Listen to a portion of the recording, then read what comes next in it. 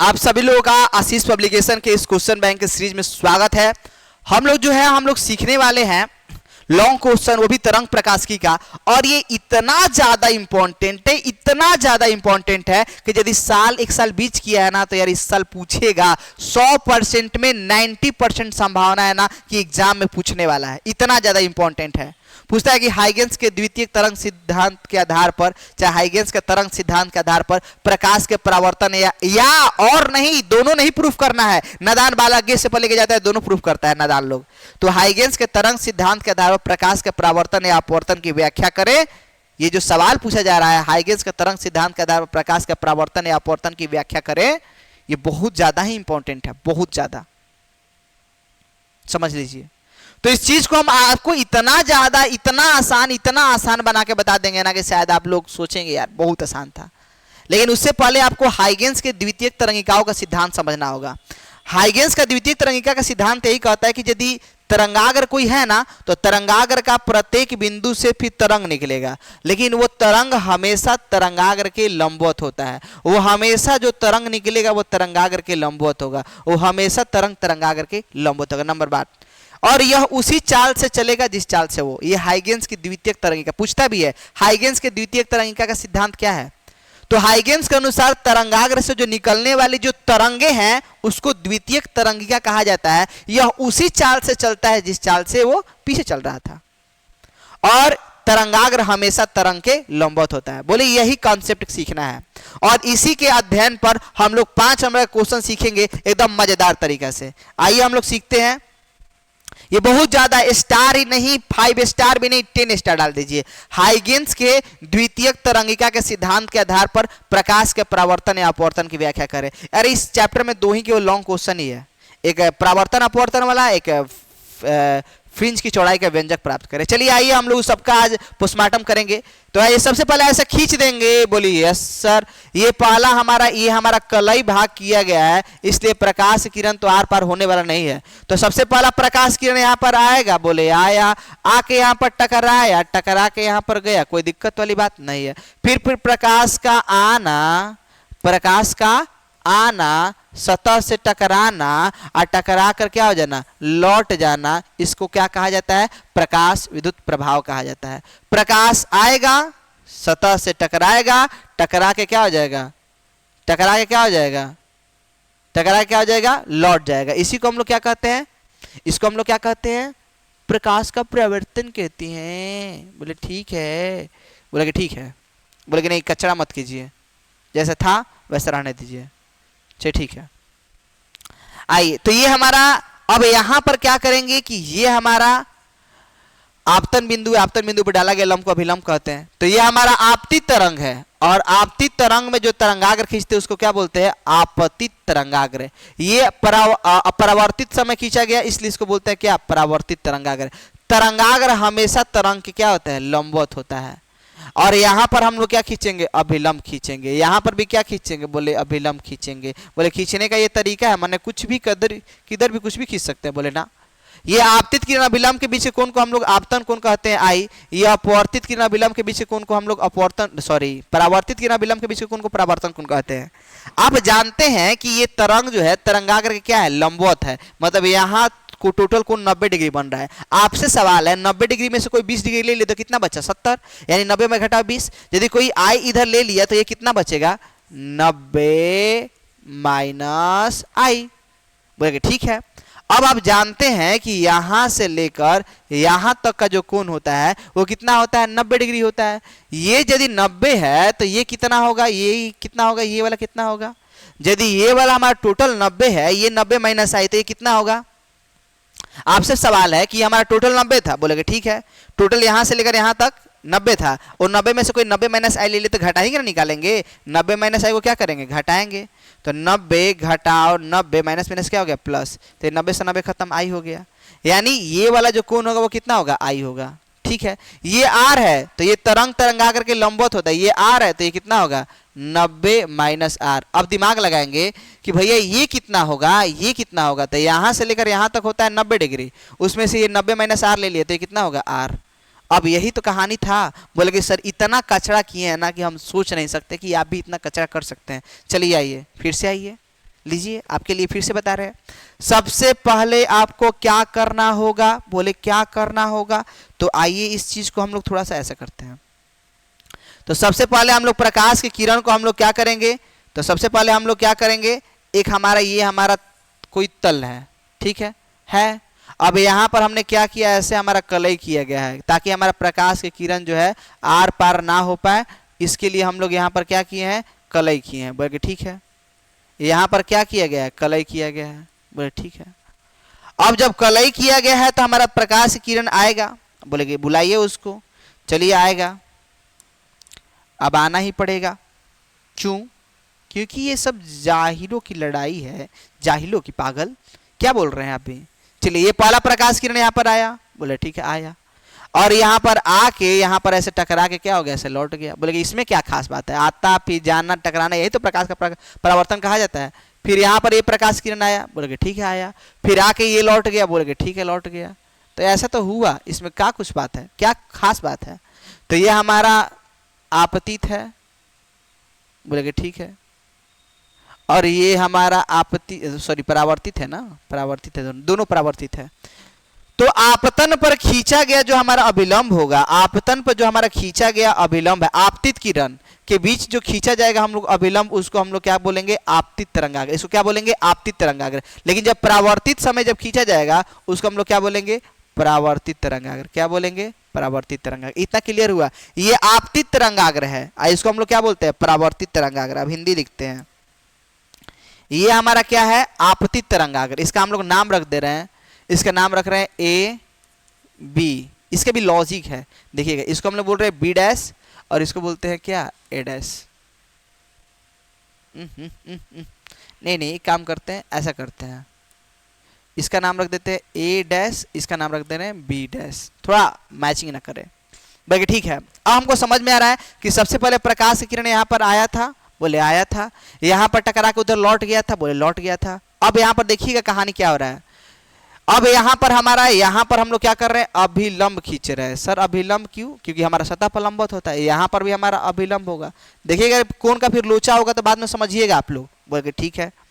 अब यहाँ पर हम लोग करने वाले हैं उस चीज को समझिएगा, ये हमारा क्या है, ये हमारा आपतित किरण अभिलंब के बीच कौन को आपतन कौन कहते हैं, ये तरंग तरंगाग्र के लंबवत होता है, मतलब 90 डिग्री। तो ये आई है तो दिमाग लगाइए, ये कितना होगा, ये 90 माइनस आई होगा। अब हमको चाहिए ये वाला कोण, ये वाला कोण चाहिए, ये वाला। तो आप दिमाग लगाइए कि यार सतह पर तो ये तो लंबवत होता है, सतह तो भैया सतह पर लंबवत होता है, और ये लंबवत में से ये 90 माइनस आई खत्म हो गया, तो ये कितना बचेगा, तो 90 घटाओ जब 90 माइनस आई कीजिएगा तो कितना बचेगा, आई। ऐसे ही ये आर है ना, तो ये भी हमारा कितना होगा, आर। अब हमको बार बार कचरा करने की जरूरत फोटो नहीं है, ठीक है, अब सीख चुके हैं। तो बोले कि सर प्रूफ क्या करना है, तो प्रमाण जब लिखेंगे, प्रमाण जब लिखेंगे तो पहला नियम तो हम लोग ऐसे ही प्रूव होगा, पहला नियम जो हमारा ऐसे ही प्रूव हो जाएगा। क्या, प्रथम नियम हमारा क्या है, प्रथम नियम तो हमारा देखते देखते प्रूव हो जाएगा। क्या बोलेंगे, पहला नियम कि आपतित तरंगाग्र परावर्तित तरंगाग्र इस पर डाला गया लंब तीनों एक ही तल में होता है। बोले ये तो आसान है। अब परावर्तन का दूसरा नियम प्रूफ करने के लिए ही इसमें खिचड़ी चोखा अचार बनाया है, खाइएगा का नहीं। अब देखिए इसमें समझिएगा, तो परावर्तन का पहला नियम ऐसे प्रूव होगा, क्या, आपतित तरंगाग्र परावर्तित तरंगाग्र इस पर डाला गया लंब तीनों एक ही तल में होता है, यही हम लोगों का क्या है, नियम है। बोले ठीक है। अब थोड़ा सा हम और इसको गहराई में जाते हैं और गहराई में जाकर हम कुछ और अध्ययन करते हैं जो आप लोग को शायद ज्यादा ही समझ में आए। तो आइए प्रमाण में हम लोग आते हैं, प्रमाण में समझते हैं। बोले कि ठीक है, आइए हम लोग चीज को सीखते हैं। बोले कि ठीक है, क्या बताना चाहते हैं। तो ये हमारा ऐसा हमने इस चीज को प्रूफ किया है, और प्रूफ करने के बाद हम लोग कुछ और चीजों को सीखेंगे और सीखकर हम लोग ज्यादा ही चीजों को समझेंगे। रचना जो किए हैं, रचना इस प्रकार, पहले हिंदी भी लिख देते हैं। हिंदी कैसे लिखेंगे कि आपतित तरंगाग्र ए बी, हेलो क्या बोल रहे हैं, आपतित तरंगाग्र ए बी कि आपतन बिंदु ए से भी चाल से, कितना चाल से, भी चाल से टी समय में ए डैश, ए से चलकर ए डैश पर पहुंच जाता है, ठीक उतना ही समय में बी से चल के बी डैश पर पहुंच जाता है। देखिए combination, what a combination of A dash and B dash, are you understand the combination of A dash and B dash? बोले ठीक है। अब देखिएगा, यानी हम बोलेंगे आपतित तरंगाग्र के बिंदु ए से आपतित तरंगाग्र बिंदु ए से द्वितीयक तरंगिका, क्या शब्द इस्तेमाल करें? द्वितीयक तरंगिका निकलकर ए डैश पर पहुंच जाती है। ठीक उतना ही समय में बी से द्वितीयक तरंगिका निकलकर बी डैश पर पहुंच जाती है। ठीक उतना ही समय में बी से द्वितीयक तरंगिका निकलकर बी डैश पर पहुंच जाती है। तो ठीक उतना ही समय में बी से द्वितीयक तरंगिका निकलकर बी डैश पर पहुंच जाती है। तो बी डैश पर पहुंच जाती है तो क्या होगा, समझिएगा। बी डैश पर पहुंच जाती है तो ठीक उतना ही समय बी से द्वितीयक तरंगिका निकलकर कहाँ आ जाती है? बी डैश पे पहुंच जाती है।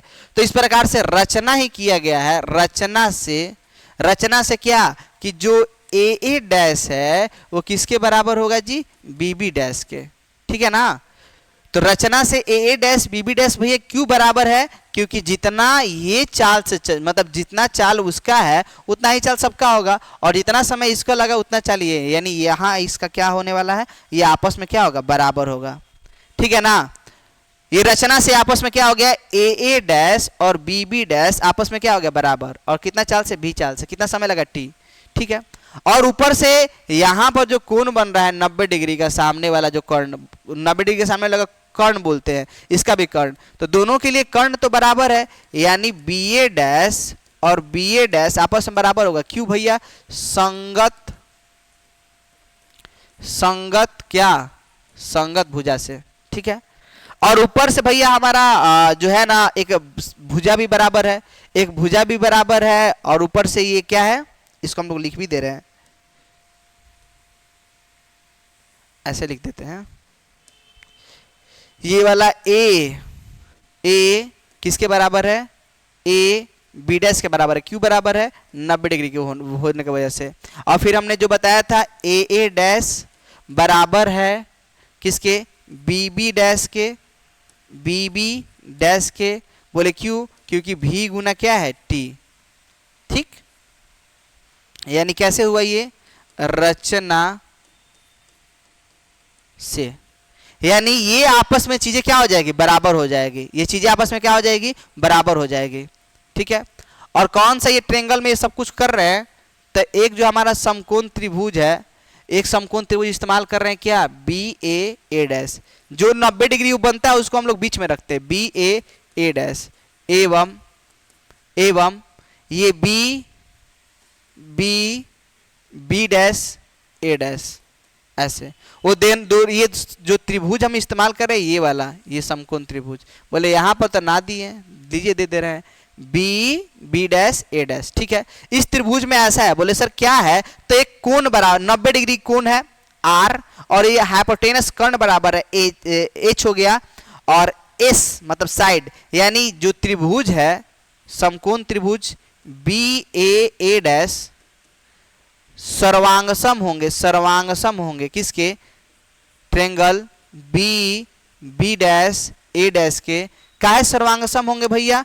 तो आर एच एस प्रमेय से, RHS प्रमेय क्या कहता है? RHS प्रमेय से कैसे बराबर हो गया भाई? क्योंकि एक 90 डिग्री का बराबर है, यानी ये राइट एंगल है, और ये एच मतलब हाइपोटेनस कर्ण बराबर है, एक साइड बराबर है, तो ये दोनों त्रिभुज सर्वांगसम होंगे। सर्वांगसम होंगे इसका मतलब शेष भाग भी बराबर होगा, तो ये आई बराबर हमारा क्या हो जाएगा? आपतन कोण हमारा अपवर्तन कोण के बराबर होगा। ये हमारा अपवर्तन का द्वितीय नियम क्या हो गया? सिद्ध हो गया। यानी हमारा दूसरा नियम तो यार ऐसे ही प्रूव हो गया। पहला नियम तो कितना आसान है, आपतित तरंगाग्र परावर्तित तरंगाग्र इस पर डाला गया लंब तीनों एक ही तल में होता है। दूसरा नियम ये वाला त्रिभुज से एगो को 90 डिग्री बराबर है, कर्ण बराबर है, साइड बराबर है, तो सर्वांगसम होगा, इसलिए आई और बराबर हो गया, बस खत्म। यानी जो प्रमाण में हमको प्रथम नियम लिखना है, फिर द्वितीय नियम लिखना है। और यदि हम लोग बात कर ले क्या इस बात को समझिएगा, लॉजिक समझिएगा, कंसेप्ट समझिएगा, गहराई से इसको दिमाग में बसाना है। बोले क्या कंसेप्ट है? कंसेप्ट का यही कहानी है दोस्त आपका, ये इतना हो गया। उसके बाद इसका एक और थोड़ा सा बात को एकदम बढ़िया से सटीकता से समझने वाला है, क्या कि हिंदी कैसे लिखेंगे। सबसे पहले हम लोग हिंदी लिखेंगे, उसके बाद चित्र, उसके बाद हम लोग प्रमाण, यानी सबसे पहले हिंदी होगा, सबसे पहले हमारा स्टार्टिंग हिंदी में होगा। क्या लिखेंगे? आपतित तरंगाग्र ए बी के बिंदु ए से द्वितीयक तरंगिका भी चाल से टी समय में ए डैश पर पहुंच जाता है, ठीक उतना ही समय में बी से निकलने वाले द्वितीयक तरंगिका बी डैश पर पहुंच जाता है। बस हिंदी लिख लीजिए। उसके बाद ये चित्र उतारिएगा, चित्र उतारने के बाद फिर प्रमाण लिखिएगा। आप प्रमाण में पहला नियम लिखिएगा कि आपतित तरंगाग्र, परावर्तित तरंगाग्र तथा इस पर डाला गया लंब तीनों एक ही तल में होता है। प्रथम नियम प्रूफ। यदि आपको द्वितीय नियम सिद्ध करना है तो हम लोग पहले ये ट्रेंगल बनाएंगे और यहाँ तक लिखेंगे। और यदि आपको चाहिए कि हमारा ये पीडीएफ का नोट्स मिल जाए तो आप लोगों को आशीष पब्लिकेशन में दिए गए कॉन्टैक्ट नंबर पर आप लोग संपर्क कर सकते हैं, या फिर हमारा नंबर 8383, ये इस नंबर पर आप लोग कांटेक्ट संपर्क करके अपना पीडीएफ मंगा सकते हैं, ताकि ये स्मार्ट वर्क करना है, क्योंकि एग्जाम के घड़ी समय कम बचा हुआ है। ठीक है, ये हमारा परावर्तन का पहला नियम, हमारा मतलब आपका परावर्तन का नियम तो हम लोग प्रूफ कर दिए। और हम लोग सीखते हैं अपवर्तन का नियम प्रूफ करना है। अपवर्तन के लिए भैया हमारा क्या होगा? पहला प्रकाश किरण आया, आके टकराया, जहां टकराता है आपतन बिंदु पर डाला गया लंब को अभिलंब कहते हैं। और ये जैसे ही ऐसे हुआ तो इस प्रकार से ये मुड़ गया। बोले कि ठीक है। फिर दूसरा प्रकाश किरण यहाँ पर आएगा, आने के बाद फिर ऐसे यहाँ पर टकराएगा, और टकराने के बाद फिर ये ऐसे मुड़ जाएगा। बोले कि ठीक है। ये हमारा आपतित किरण है। बोले ठीक है। यहाँ पर हमारा जो हम लोग ऐसे कोण बनाएंगे, ये हमारा आपतित तरंगाग्र, क्योंकि दोनों आते वक्त ना खींचा गया तो इसको बोलते हैं क्या? आपतित तरंगाग्र। और तरंग तरंगाग्र के क्या होता है? हमेशा क्या होता है? लंबवत होता है। तरंग तरंगाग्र का हमेशा क्या होता है? लंबवत होता है। ठीक, इतना तो क्लियर हो गया। अब हम लोग यहाँ पर एक और बात को गहराई से समझते हैं। बोले क्या यार, क्या और क्या है? तो यहाँ पर हमारा इस प्रकार से हम लोग खींचेंगे तो इसको बोलेंगे हम लोग क्या? परावर्तित तरंगाग्र। क्या बोलेंगे? परावर्तित तरंगाग्र। एक बात है सर, बोले क्या? माने यहाँ पर थोड़ा बड़ा हमको लग रहा है, ये वाला जो आप खींचे ना ए डैश जो यहाँ पर खींचे वो हमको बड़ा लग रहा है, और जो यहाँ पर बी डैश जो किए है ना वो हमको छोटा लग रहा है। सर ऐसा क्यों होता है? क्योंकि हमारा ये वाला जो माध्यम है ना उसको हमने N1 माना, और ये हमारा N2। N1 जो है हमारा विरल माध्यम है और N2 हमारा सघन माध्यम है। क्या दोनों में चाल सेम होगा? भैया जितना खाली स्थान में कोई इंसान दौड़ रहा है, क्या उतना में ही मेला में भी दौड़ेगा, उतना ही चाल चलेगा? तो नहीं, ये खाली स्थान इसलिए ज्यादा दूरी से तय किया, ये सघन है इसलिए कम। समझ में आया? तो ये विरल है, ये क्या हो गया? सघन। ये फोटो आपको बनाने आना चाहिए। क्या फोटो आप लोग बना सकते हैं? यस और नो? फोटो आप लोग बना सकते हैं? बोलिए लोग, क्या फोटो कंप्लीट कर सकते हैं? बोले यस सर, फोटो तो हम बना सकते हैं, फोटो तो आपको बनाने आ जाएगा। बोले ठीक है। अब उसके बाद क्या करना है? यानी फोटो आप लोग कंप्लीट बनाना सीख लीजिए, उसके बाद हम लोग क्या करेंगे देखिए। यानी फोटो आप लोग बनाना सीख जाएंगे, उसके बाद हम लोगों को क्या करना है? प्रमाण। पर हिंदी लिखिएगा, पहले हिंदी लिखना है। हिंदी में क्या करेंगे कि आपतित तरंगाग्र के बिंदु ए से द्वितीयक तरंगिका V1 चाल से, कितना चाल से? V1 चाल से टी समय में ए डैश पर पहुंच जाता है। अब उसमें क्या करेंगे? ठीक उतना ही समय में बिंदु बी से द्वितीयक तरंगिका निकलकर बी डैश पर पहुंच जाता है। हमने गौर फरमाने वाले बात बोला, फिर से बोलिए। हिंदी देखिए क्या लिखे। आपतित तरंगाग्र के बिंदु ए से द्वितीयक तरंगिका निकलकर ए डैश पर पहुंच जाता है, ठीक उतना ही समय में बी से निकलकर V2 चाल से बी डैश से पहुंचता है। सर इसमें भी चाल नहीं लिख सकते हैं? नहीं, ये विरल है, ये सघन, दोनों में चाल बदल जाता है। ठीक है? बोले कि ठीक है। तो हमारा उसके बाद पहला हिंदी लिखिएगा, हिंदी लिखने के बाद चित्र बनेगा। चित्र में जो प्रमाण है, प्रमाण लिख के ऐसे डैश दीजिएगा। पहला नियम तो देखिएगा, बोल देना क्या? आपतित तरंगाग्र, परावर्तित, आपतित तरंगाग्र, अपवर्तित तरंगाग्र तथा इस पर डाला गया लंब तीनों एक ही तल में होता है। आपतित तरंगाग्र, परावर्तित तरंगाग्र तथा इस पर डाला गया लंब तीनों एक ही तल में होता है। यह प्रथम नियम हमारा क्या हो जाएगा? सिद्ध हो जाएगा। आपतित तरंगाग्र, अपवर्तित तरंगाग्र तथा इस पर डाला गया लंब तीनों एक ही तल में, प्रथम नियम सिद्ध हो गया। ये प्रथम नियम सिद्ध कर देंगे ऐसे ही लिखकर। और दूसरा का नियम प्रूफ करना है ना तो हम लोग दिमाग लगाएंगे। सर दिमाग क्या है? तो ये वाला हमारा आपतन कोण है I, ये हमारा तरंगागर के लंबवत होता है तो 90 डिग्री टोटल बनता है, तो ये आई होगा तो ये कितना होगा 90 माइनस आई। सर वही बातें दोहरा रही है दोबारा। और ये हमको कोण निकालना है, ये कितना कोण होगा, तो यहाँ से लेकर यहाँ तक हमारा 90 डिग्री था, ये 90 माइनस आई तो ये कितना होगा आई। सर ऐसे ही जानते हैं, अब की बार हमको बताइएगा मत, हम अपने दिमाग लगा देंगे। ये आर होगा ना, तो ये जो होगा ये आर है, ये आर है तो कितना होगा 90 माइनस आर होगा, 90 माइनस आर होगा तो ये कितना होगा ये आर होगा। कचरा मत कीजिएगा आप लोग इतना सिखाकर, बस आई के बाद यहाँ पर। सर क्यों कर रहे हैं, ताकि हमको अपवर्तन का जो नियम निकालना है साइन आई बटा में साइन आर बराबर हमारा n2 1 होता है, उसी को प्रूफ करना है।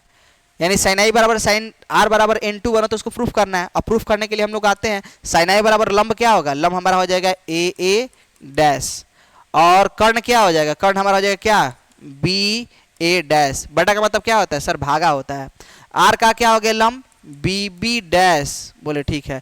90 डिग्री के सामने वाला कर्ण क्या हो जाएगा बी ए डैश। सर एक जादू हुआ, बोले जादू देखेंगे आप, बोले यस सर दिखाइए, आप दिखाएंगे तो कुछ भी देखेंगे। अब देखिएगा, अब बी ए डैश कहाँ चला गया ऊपर, और फिर बी बी डैश कहाँ आ गया नीचे। अब ये बी ए डैश से बी ए डैश क्या हो गया खत्म। अब ए डैश जो है दूरी है, दूरी का फॉर्मूला क्या होता है चाल गुना समय, तो ऊपर वाला में चाल v1 था और नीचे वाला में चाल v2 था, लेकिन हम बोले थे हिंदी जितना समय में ये यहाँ पर पहुंचता उतना ही समय, यानी ऊपर नीचे समय का मान सेम है, लेकिन ऊपर वाला में चाल v1 है, नीचे वाला में चाल v2 है। ये टी से टी क्या हो गया खत्म। v1 का फॉर्मूला होता है म्यू बराबर, फॉर्मूला यहीं पर लिख देते हैं, उधर क्या लिखना यहाँ पर लिख देते हैं। ऐसा क्यों होता है, म्यू बराबर होता है सी बटा भी, म्यू बराबर क्या होता है सी बटा भी। तो हम लोग यदि भी का निकालेंगे, चूंकि ऐसा होता है, तो भी बराबर क्या होगा सी बटा में म्यू, सी बटा में म्यू करेंगे या सी बटा में एन करेंगे, सी बटा में क्या हो जाएगा, ओहो सी बटा में क्या हो जाएगा, सी बटा में क्या हो गया म्यू।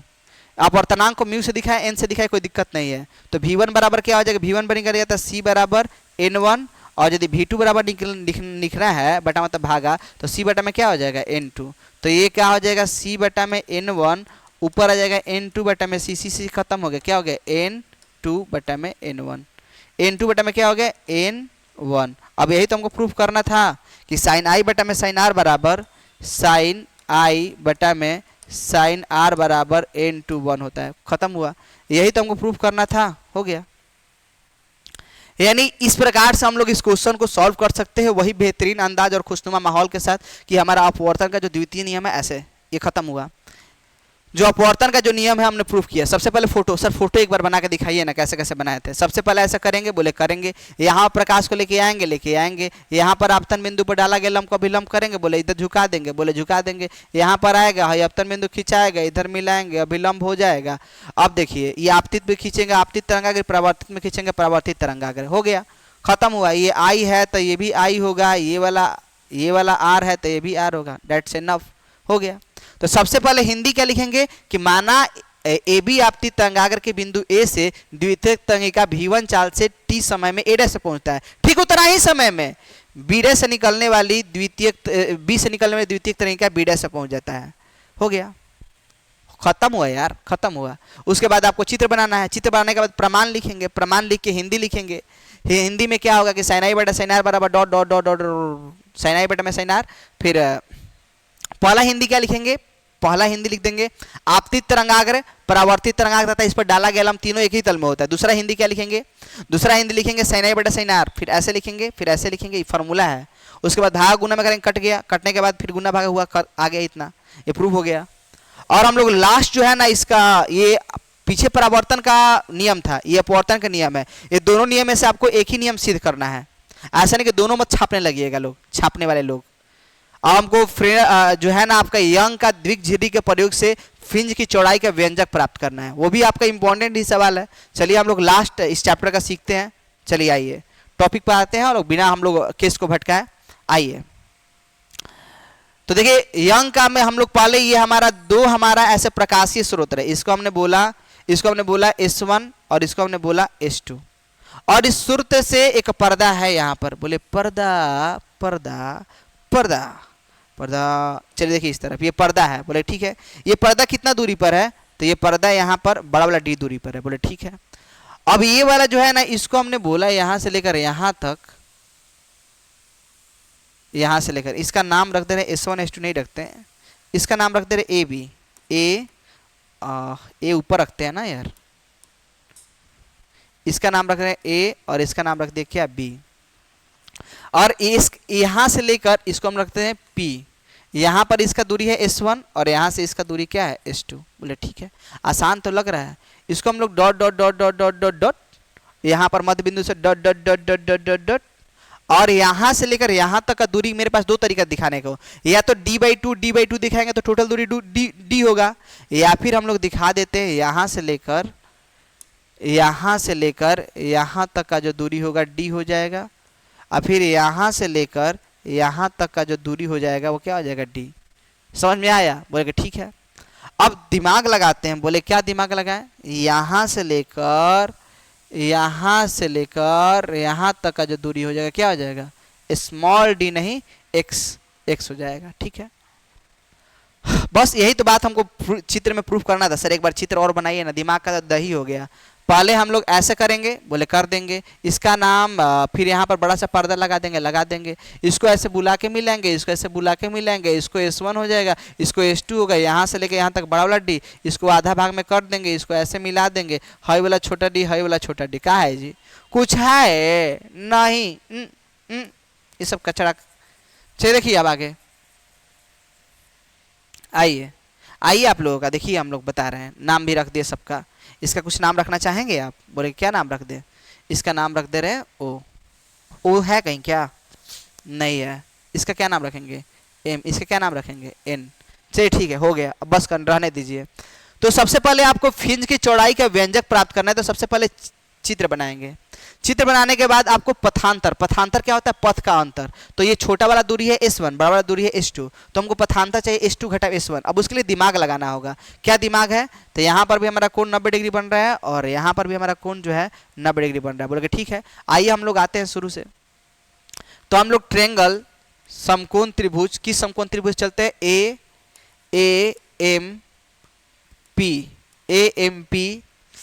AMP से हम लोग सीखते हैं। पहले AMP से चलते हैं, तो इसमें हमारा 90 डिग्री के सामने वाला क्या हो जाएगा? कर्ण। कर्ण मतलब डायरेक्ट करते हैं S1 का स्क्वायर। ठीक है, और ये हमारा कर्ण हो गया। कर्ण का फॉर्मूला क्या होता है? लंब का स्क्वायर जोड़ आधार का स्क्वायर। तो ये लंब हो जाएगा, यहां से लेकर यहां तक होगा ना ये। तो बताइए ये किसके बराबर है? यहां से लेकर यहां तक। अच्छा एक काम करते हैं, थोड़ा सा आप लोगों को नर्वस हो जाएंगे। चलिए हम लोग पहले लिख देते हैं। 90 डिग्री के सामने वाला कर्ण को क्या बोलते हैं? कर्ण। कर्ण क्या हो जाएगा? AP का स्क्वायर बराबर लंब। लंब मतलब क्या? MP का स्क्वायर जोड़ आधार का स्क्वायर। आधार मतलब क्या? AM का स्क्वायर। अब दिमाग लगाएंगे, AP किसके बराबर है? AP जो है वो S1 का क्या हो जाएगा? स्क्वायर। MP किसके बराबर है? MP क्या हो जाएगा? यहाँ से लेकर यहाँ तक का दूरी है ना, तो टोटल x में से ये d को घटाएंगे, यानी x माइनस d का क्या हो जाएगा? स्क्वायर। और AM किसके बराबर है? AM माने सब जगह डी है, तो क्या हो जाएगा? बड़ा डी का स्क्वायर। बोले ठीक है, यहां तक तो अच्छा है। ऐसे ही हम लोग एक दूसरा ट्रेंगल लेते हैं, और ट्रेंगल लेते हैं बड़ा वाला। एक ट्रेंगल लेते हैं BNP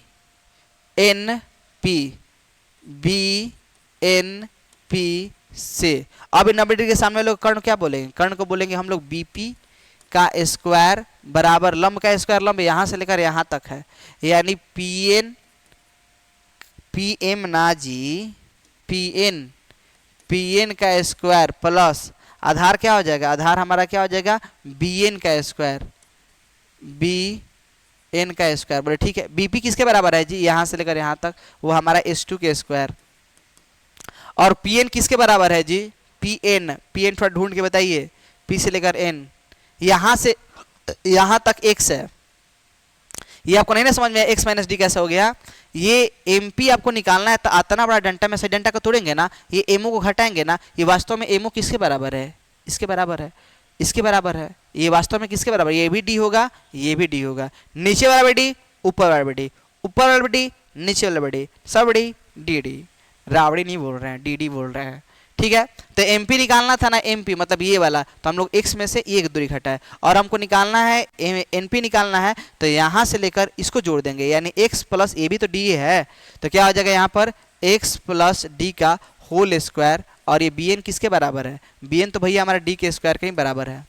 अब हम लोग दिमाग लगाएंगे, S2 का स्क्वायर घटाओ S1 का स्क्वायर हम लोग करने पर, S2 का स्क्वायर और S1 का स्क्वायर हम लोग करने पर, चाहे इसको हम लोग क्या करते हैं, ऐसा कर देते हैं, इसको समीकरण 1 मानते हैं, इसको समीकरण 2, समीकरण 2, समीकरण 2 घटाओ,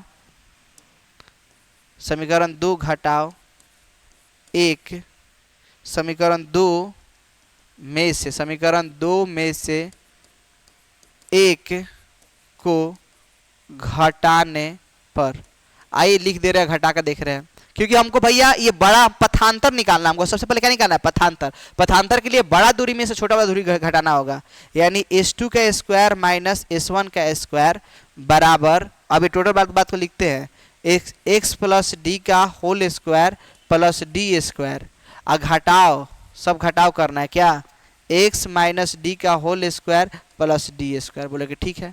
आइए हम लोग दिमाग लगाते हैं और दिमाग लगा कुछ और चुनिंदा बातों को सीखते हैं। s2 का स्क्वायर माइनस s1 का स्क्वायर, a प्लस बी का होल स्क्वायर का फॉर्मूला क्या होता है, a square plus B square plus 2ab यानी 2xd, फिर प्लस डी स्क्वायर हो गया, फिर minus x square plus D square minus 2xd, और फिर यहाँ पर क्या हो गया, प्लस डी स्क्वायर। अब दिमाग लगाएंगे, अब माइनस का जब मल्टीप्लाई करेंगे तो ये x का स्क्वायर प्लस डी का square plus 2xd plus D square minus x square minus D square, minus minus क्या हो गया, प्लस 2xd, यहाँ पर क्या हो गया, माइनस डी स्क्वायर। ठीक है, अब यहाँ पर क्या हो गया, एक्स स्क्वायर से एक्स स्क्वायर खत्म, डी स्क्वायर से डी स्क्वायर खत्म, और ये डी स्क्वायर से डी स्क्वायर खत्म। वाव सर, खत्म हो गया सब। s2 का स्क्वायर माइनस क्या हो गया, s1 का स्क्वायर बराबर क्या हो गया, 2 गो आम 4 गो आम ऐसे 2xd सर क्या होगा, 2xd 4xd। अब ये a square minus B square का फॉर्मूला है, यानी s2 माइनस s1, ये a square minus B square का फॉर्मूला आता है a plus B into A minus B, यानी s2 plus s1 into s2 minus क्या हो जाएगा s1। ये किसका फॉर्मूला है, a square minus B square का। बोले कि यार क्या कर रहे हैं, अब क्या नौटंकी स्टार्ट हुआ।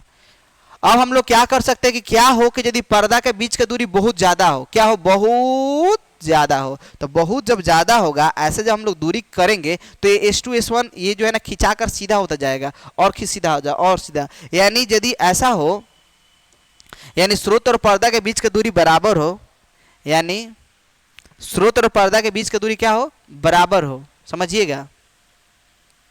ये गुना में इधर लेकर आते हैं तो क्या हो जाता है, भागा में, यानी s2 है, डेल्टा नहीं है, s2 माइनस s1 4xd बटा में क्या हो जाएगा, s1 प्लस क्या हो जाएगा, s2। ये s1 और s2 जो है ना,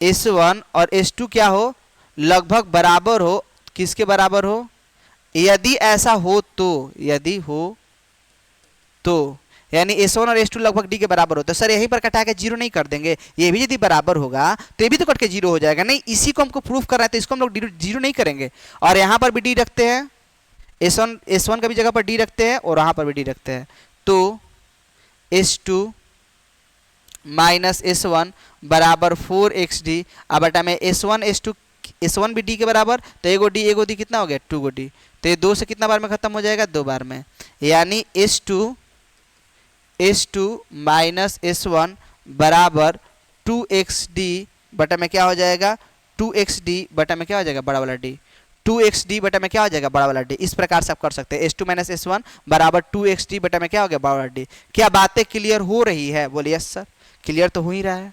अब क्या बताना चाहते हैं हमको, अब देखिएगा, ये s2 माइनस s1 बराबर हमने इतना कर दिया, s2 माइनस s1 बराबर हमने क्या कर दिया, 2xd बटा में d, यानी हमने ये हमारा जो है ना पथांतर निकला हुआ है।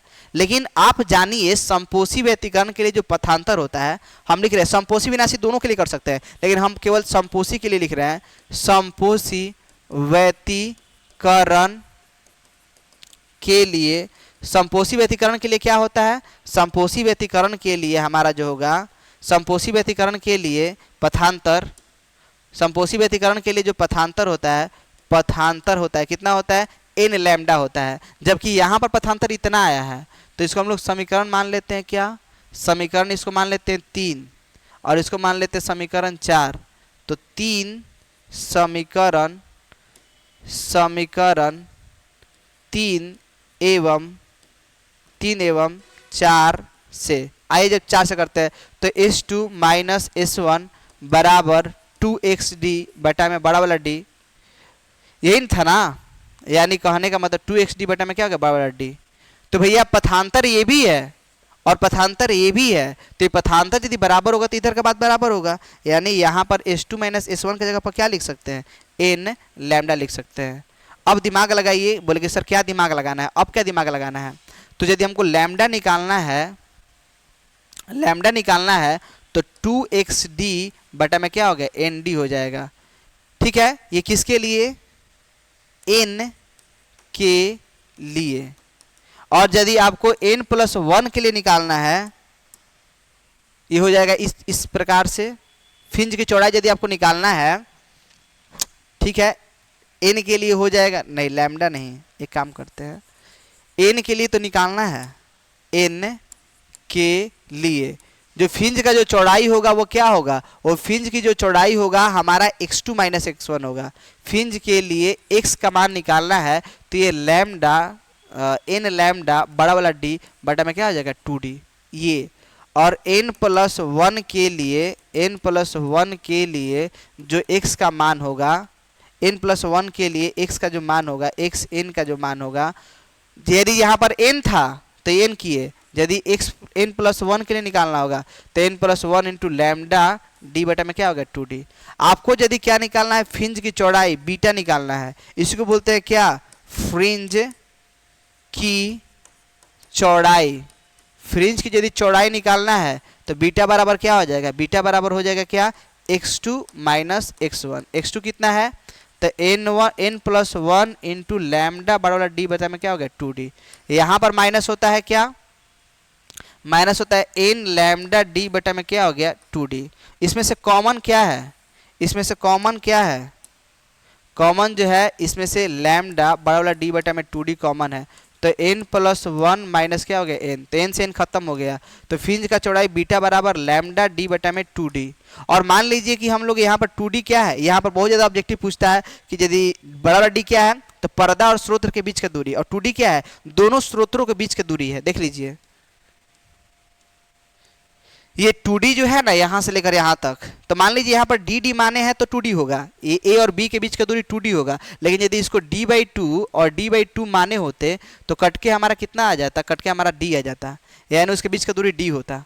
समझ में आ रहा है बातों को, बोले यस सर, इतना तो हमारा कॉन्सेप्ट क्लियर है। बोले ठीक है, अब हम लोग आगे के चीज़ों को सीखते हैं। बोले ठीक है, यानी पर्दा के बीच का दूरी हमारा क्या हो जाएगा 2d हो जाएगा। अब हम लोग थोड़ा सा और इसको दिमाग लगाते हैं। आइए आपका चीज़ों पर हम लोग स्वागत है। देखिए यहाँ पर, और ये d क्या है तो स्रोत और पर्दा के बीच का दूरी है। यदि इसका मान बढ़ाएंगे तो उसका मान बढ़ेगा, लेकिन स्रोत के बीच की दूरी बढ़ाए तो घटेगा।